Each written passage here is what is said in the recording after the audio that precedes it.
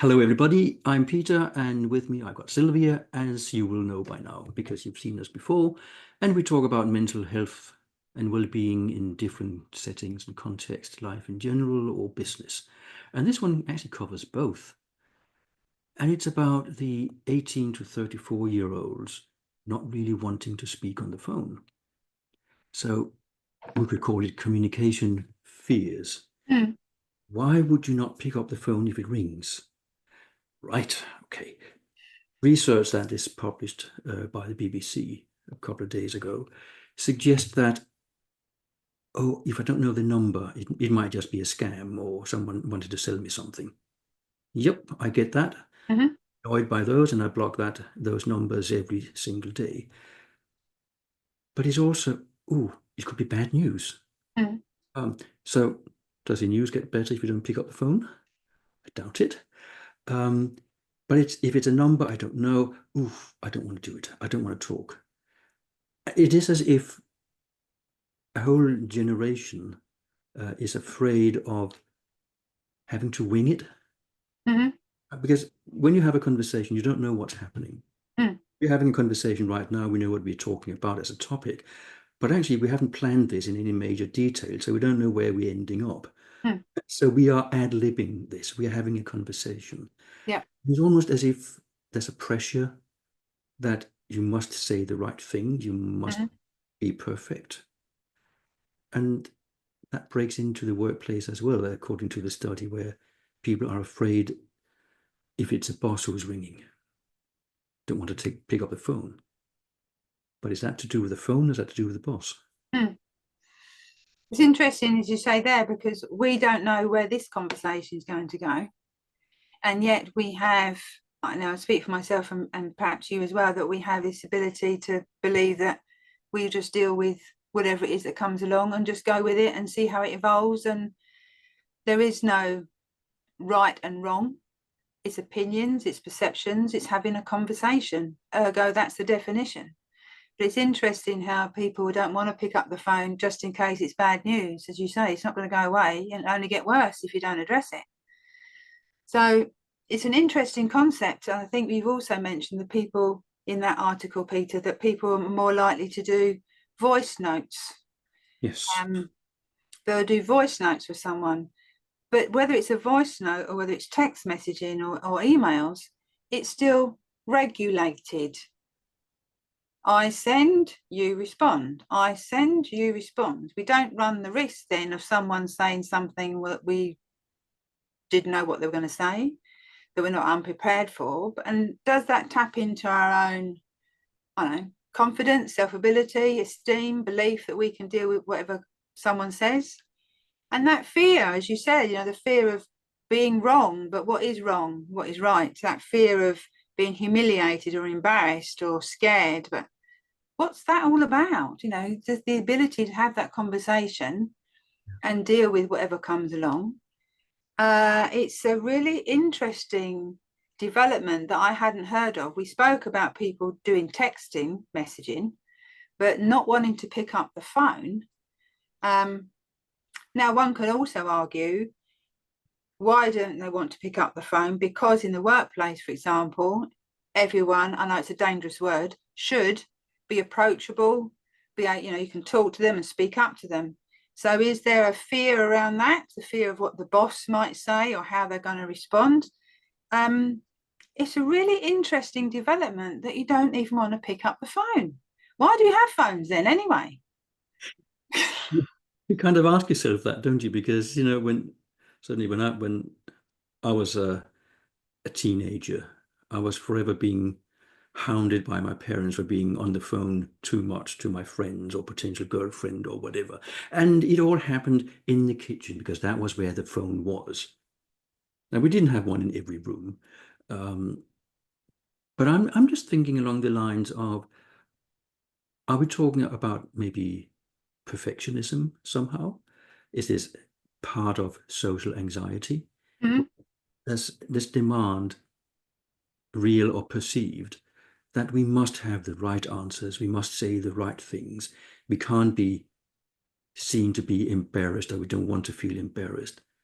And of course, it's easier than if you curate what you get. So you listen to what somebody says, and then you send a message back because now you have listened, you have thought, and you can answer. Of course, we need to think before we speak, but we also need the ability to think on our feet and think quickly. Hmm. And you and I know how we've put our foot in the mouth sometimes in our careers and our lives. Yes, it happens, but that's what Hmm. we Hmm. so I I don't understand how it can be so difficult. Hmm. If someone would explain it to me. Hmm. And as you say, sometimes we all put our foot in our mouths, but we also develop the ability to take it back out again and correct it. And, or so sorry, or what I meant by that was this, or I'm sorry if I came across like that, but what I was intending is this, is rather than it being, oh no, what do I do now? And that ability to think on their feet, what do we do when we're driving then? Or when we're going somewhere? We have the ability. How is it not then translated and to be able to articulate that and express that in those situations? And also, how much time do we waste texting backwards and forwards? As you say, someone sends a voice note, I then think about what I'm going to say next, how I'm going to say it, what's the intonation, what's the tone, so then pick up my phone and send it back. What's quicker than just answering the call, having a conversation, getting it sorted, particularly in this day and age where performance and productivity is key?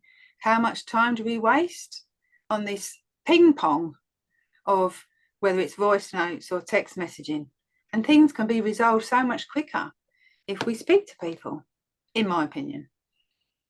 In my opinion as well. And you can have an immediate laugh or an immediate quiet moment that can probably say more than so many words. But Mm, it seems to be confined, at least in this study, to the 18 to mm, 34-year-old. mm, Are they in a different place to the rest of us in the mm, world of communication? mm. Are there more pressures on them? Is there something dangerous out there that, ooh, if someone rings, do you want to go down and have a coffee? Go to the Mm, pub. mm, Do you really need to think long and hard about this? mm. And if something is, if their belief system is, this is serious, this is why someone's ringing me, surely that's an indicator that we lean into that. Because if it is an emergency, if it is a dire situation, something needs to be done rather than, oh, I'll deal with that later and come back to it later on.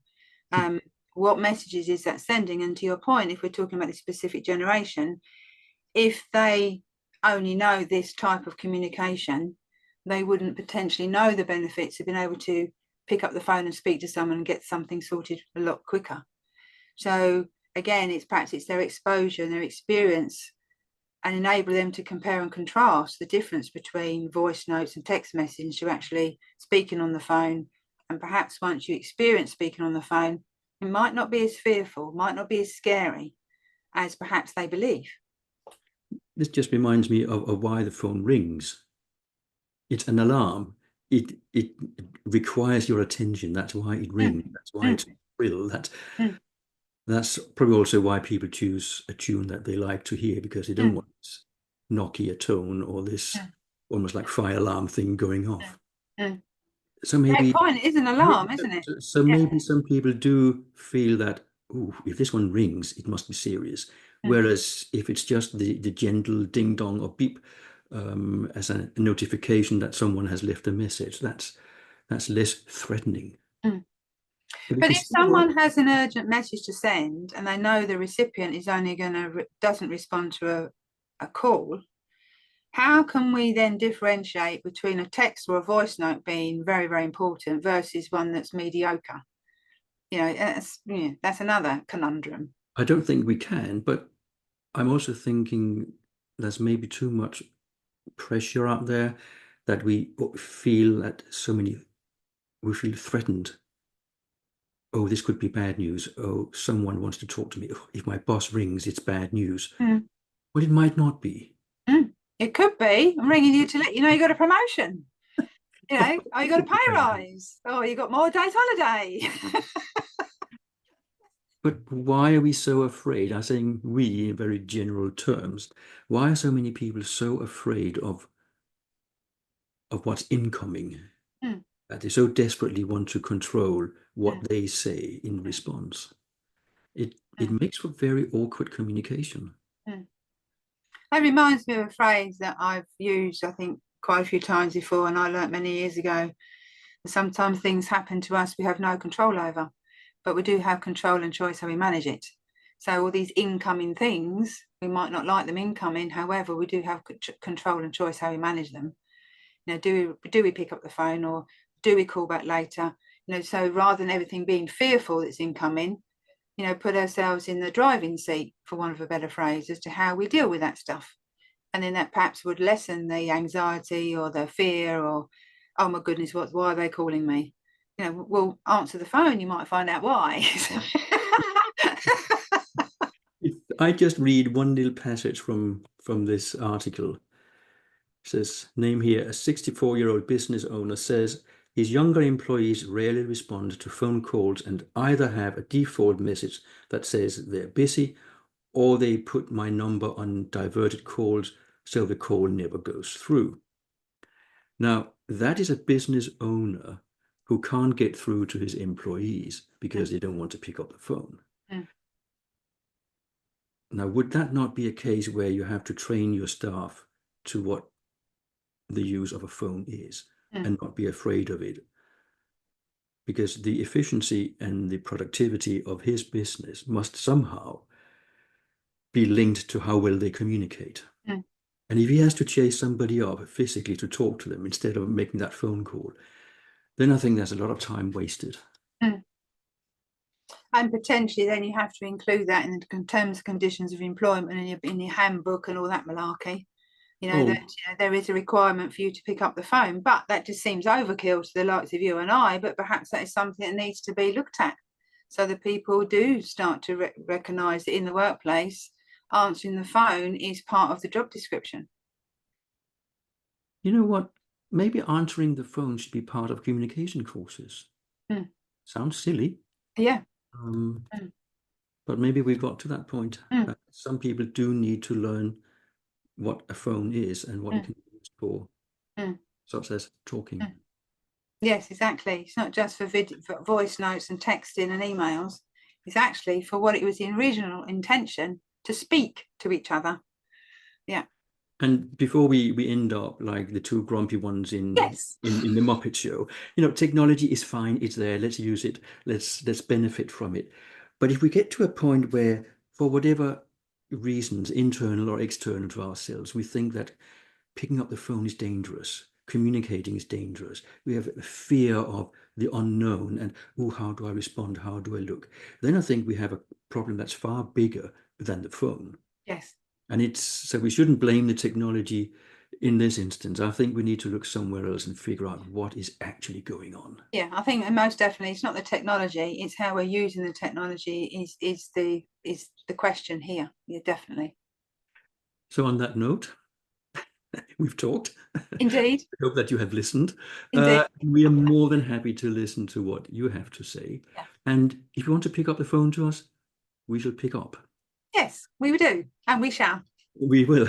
Thank you for listening. Thank you. Bye bye.